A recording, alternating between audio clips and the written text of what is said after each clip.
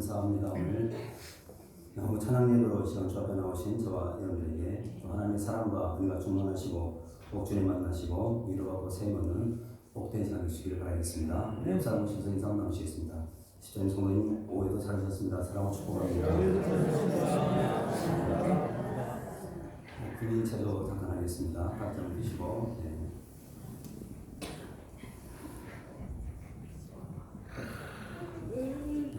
뒤에 계신 분이 또 앞에 계신 분 안아주시고 사랑합니다. 축복합니다.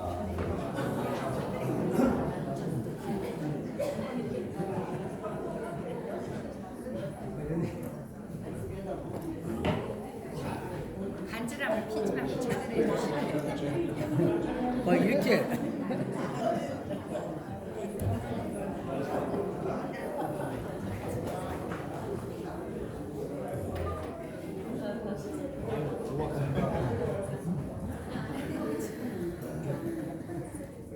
시원하시죠? 자격증 있는 사람이라 좋더라.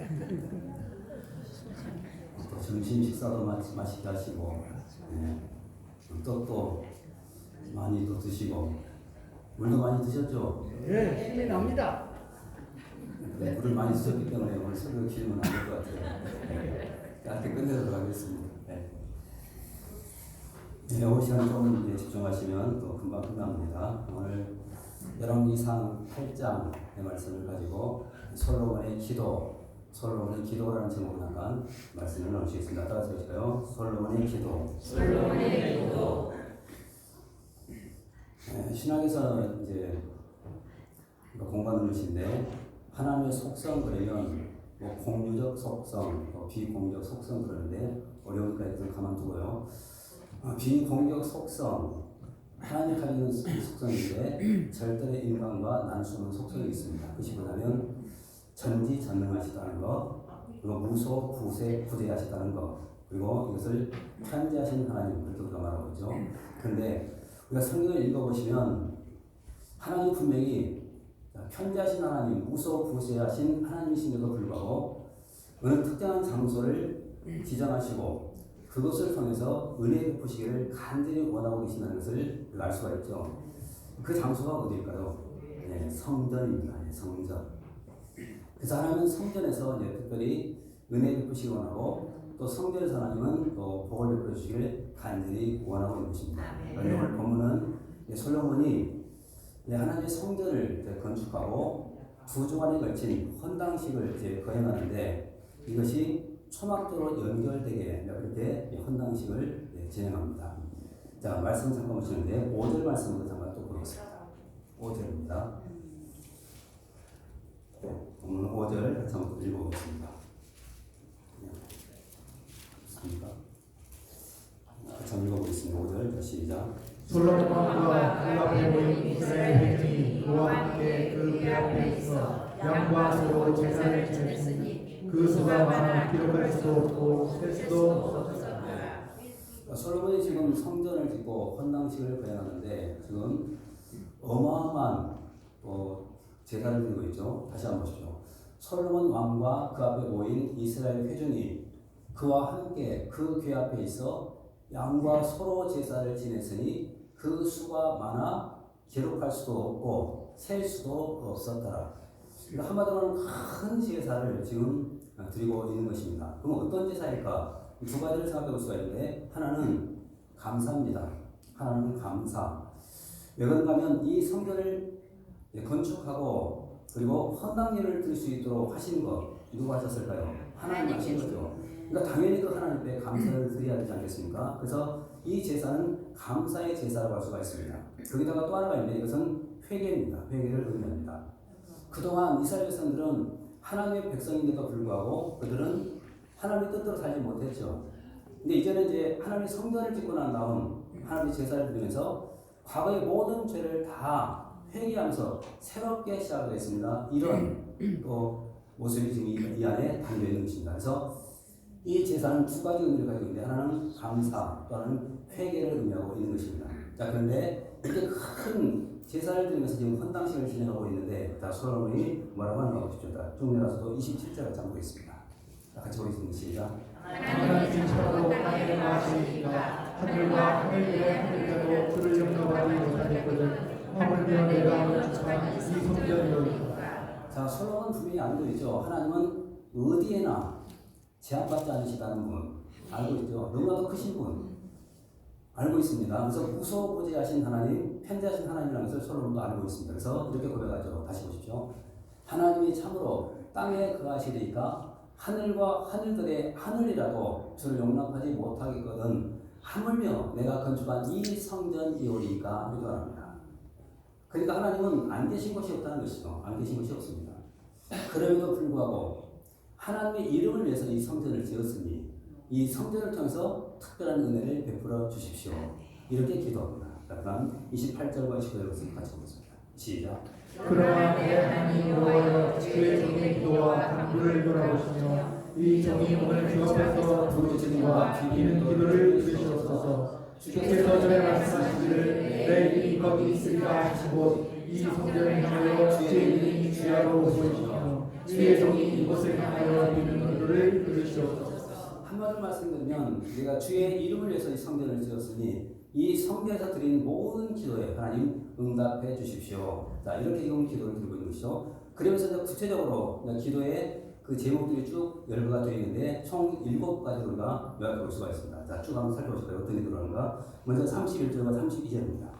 정의를 위한 기도를 드리죠. 자, 같이 한번 읽어보겠습니다. 시작. 만일 어떤 사람이 그 이웃에게 범죄하고 맹세시킴을 받고 그가 와서 이 성전에 있는 주의 전 앞에서 맹세하거든 주는 하늘에서 들으시고 행하시되 주의 종들을 심판하사 악한 자에게 제명하여 그 문제로 구원에 들으시고 의로운 자를 의롭다하사 그의 의로운 바로 갚으시옵소서. 자, 31절과 32절 말씀 다시 한번 보시면 자, 만일 어떤 사람이 그 이웃에게 범죄함으로 죄를 범했다고 한다면 어떻게 해야 될까요? 공의로 판단받아야 되죠. 정의로 또 심판도 받아야 되겠죠. 그래서 여러분 한 사회나 한 공동체가 건강하려면 이 정의와 공의가 살아있어야만 되는 것입니다. 이것이 사라지면 건강할 수가 없는 것이죠.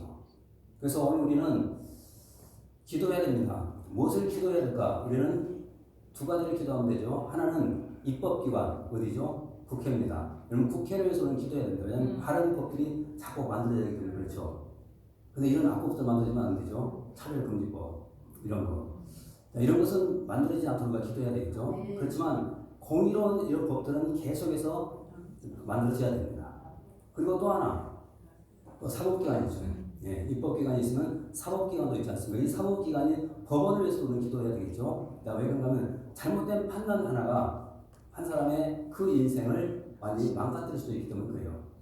그래서 공의로운 판단, 정의로운 판단이 있을 때에만 바르게 그것도 그 공동체가 세워질 수 있고 또 나라도 복받는 그런 나라가 될 수가 있게 되는 것입니다.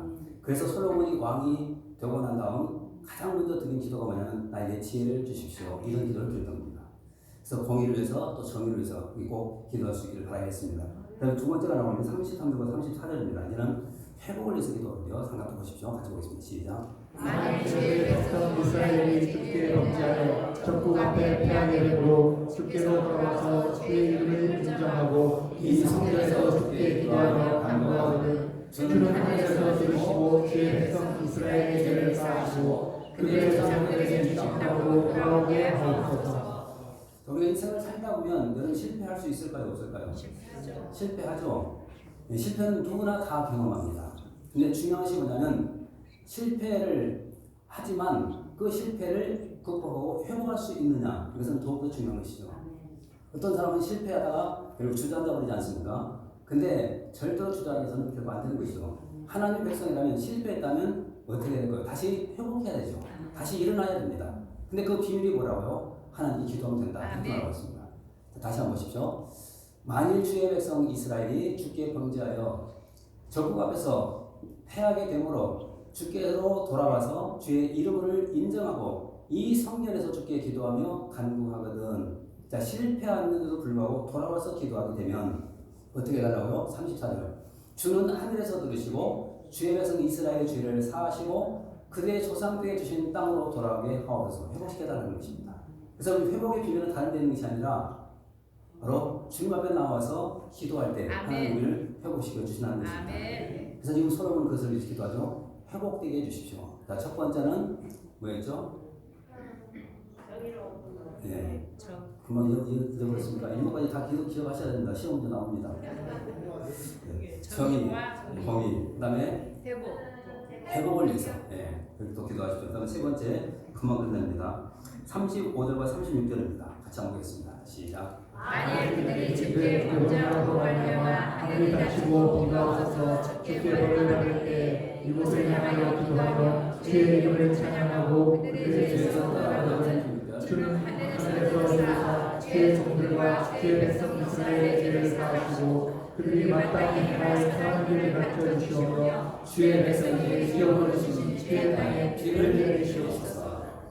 자, 이제 뭘 강구합니까? 비를 내려달라고 하는 필요죠. 여러분 비가 없으면 우리가 살 수 있을까요? 없을까요?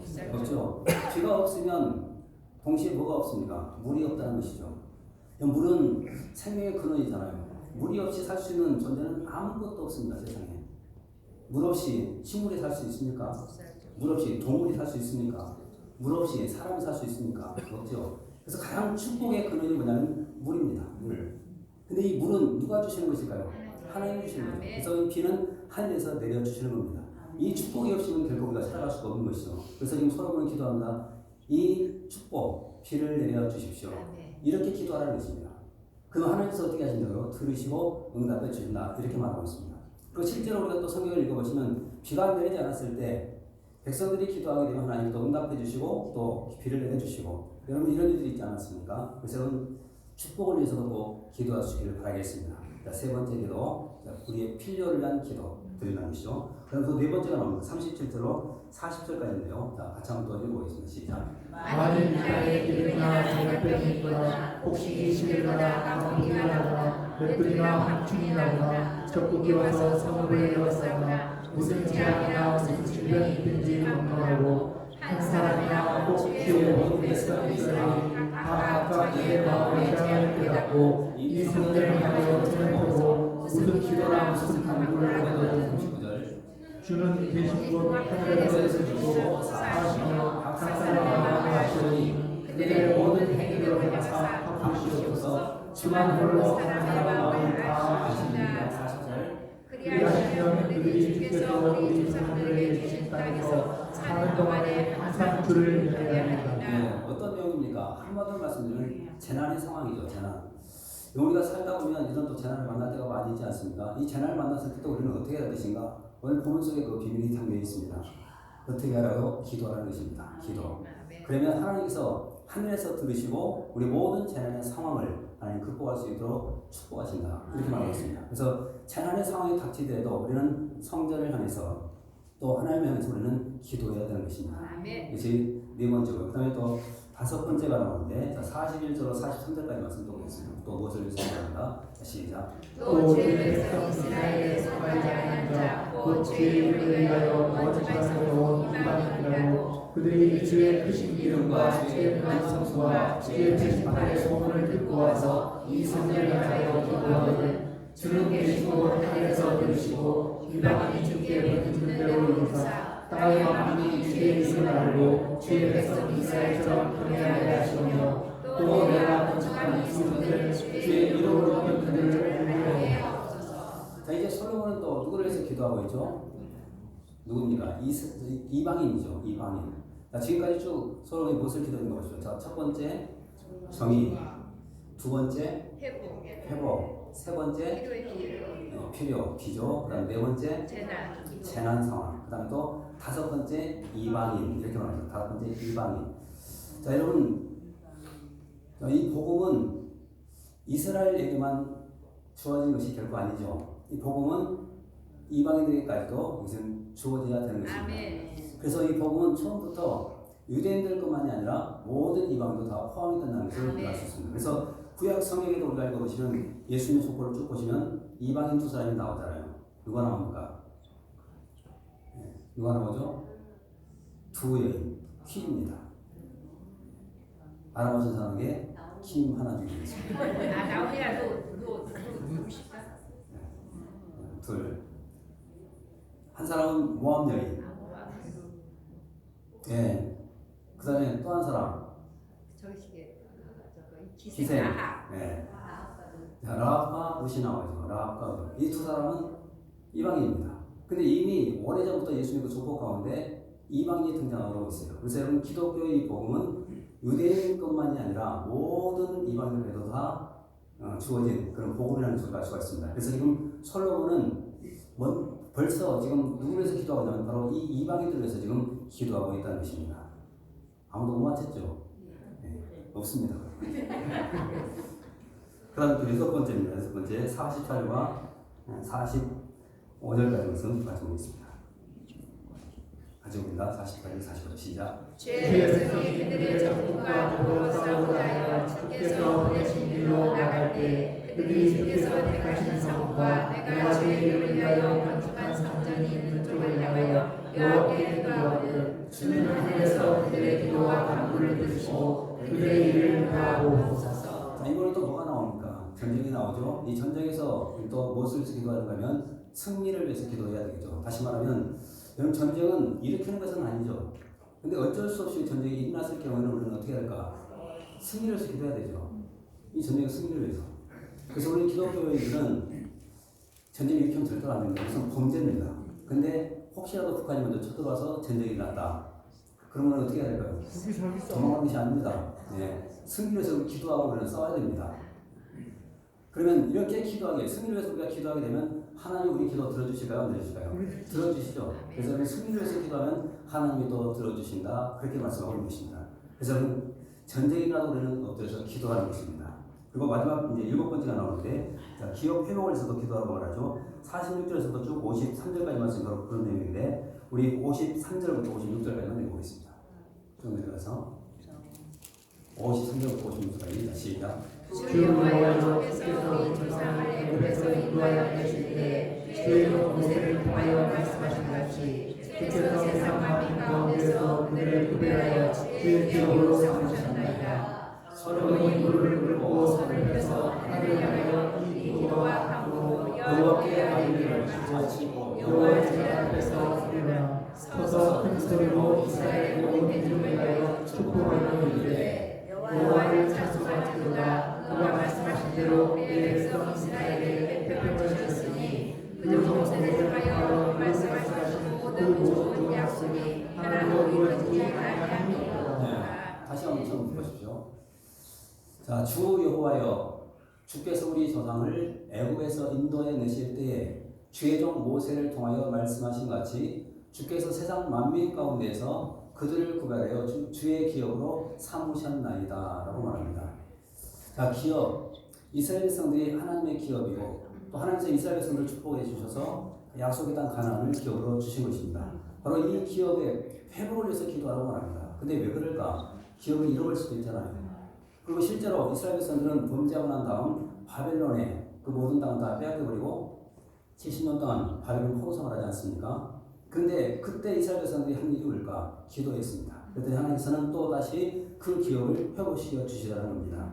우리도 마찬가지죠. 우리 삶 가운데 하나님께서 우리에게 주신 기업이 있습니다. 잃어버릴 때도 있죠. 근데 여러분 기도하십시오. 그 기업을 다시 회복할 수 있도록. 그럼 하나님께서 반드시 우리 모든 기도와 관계에 응답해 주시고 기업도 회복해 주실 줄 믿습니다. 그리고 또 오늘 이제 25살 이하로 쭉 읽어보시면 이제 솔로몬의 마지막 축도가 나오는데 축도를 두 가지로 요약해 볼 수가 있는데 하나는 하나님께서 주신 태평, 그렇게 말합니다. 태평. 우리 56절 같이 보십시오. 같이 읽습니다. 시작. 여호와를 찬송할지로다. 그가 말씀하신 대로 그의 백성 이스라엘에 태평을 주셨으니 그들 모세를 통하여 모든 말씀하신 그 모든 좋은 약속이 하나도 이루어지지 아니함이 없도다. 자, 이 솔로몬의 축복의 내용, 축도의 내용은 두 가지인데 하나는 태평입니다. 태평성대. 이것은 큰 축복이죠. 그래서 우리가 기도할 때마다 하나님 우리의 삶 가운데 이 태평성대 하나님 이 놀라운 축복 허락해 주십시오. 그렇게 기도하는 것입니다. 그리고 또 하나 있죠. 그 다음에 57절도 보십시오. 57절 시작. 우리 하나님 여호와께서 우리 조상들과 함께 계시던 것 같이 우리와 함께 계시옵고 우리를 떠나지 마시오며 버리지 마시옵소서. 57절 말씀은 또 큰 축복이 뭡니까? 하나님이 함께 해달라는 것. 그럼 이것만큼 놀라운 축복은 없는 것이죠. 그래서 하나님 우리와 함께 해주십시오. 하나님 함께 하시면 다 된다는 것입니다. 그래서 이 두 가지를 축복하는 것이죠. 하나님 태평성대하라 하시고 하나님 함께 해주십시오. 이렇게 지금 축복하고 있는 것입니다. 자, 이제 말씀을 또 정리합니다. 솔로몬의 7가지 기도, 어떤 기도를 드렸는가 그럼 기억해 보십시오. 첫 번째 기도 정의와 공의, 정의, 그다음에는 두 번째 회복을 위한 기도, 세 번째 필요의 기, 필요를 위해서 기도하시고, 네 번째 재난의 상황, 재난의 상황에서 또 우리가 다시 치유의 은혜를 입을 수 있도록 기도하시고, 그다음에 이방이라는 기도 하셔야 되고, 그다음에 전쟁 승리, 전쟁에서 승리 위한 기도하시고, 마지막 기업 회복, 기업 회복을 위해서 기도하십시오. 그리고 이 놀라운 축복 두 가지, 태평성대 그리고 하나님 함께 하시는 축복, 이 축복 누리면서 이번 주도 승리하는 것 되시길 주로 축원합니다. 기도하겠습니다. 걸어가신 아버지 감사합니다. 불러주시고 함께하시고 귀한 말씀 허락해 주신 것 감사합니다. 겸손히 말씀입니다. 붙들고 순종하며 도와주시고 이 말씀 열심히 잘 새길 수 있도록 인도해 주옵소서. 솔로몬의 기도 제목이 우리의 기도의 제목이 되게 하시고, 솔로몬이 응답받은 것처럼 우리도 응답받고 살아갈 수 있도록 인도해 주옵소서. 우리 모든 성도들 응답을 경험하며 믿음이 더욱더 크게 성숙해 갈 수 있도록 축복해 주옵소서. 이번 한 주간도 복된 삶 살게 도와주시고 승리하는 한 달 수 있도록 근처를 주옵소서. 감사드리옵고 예수님 이름으로 기도하옵나이다. 아멘. 찬송 부르시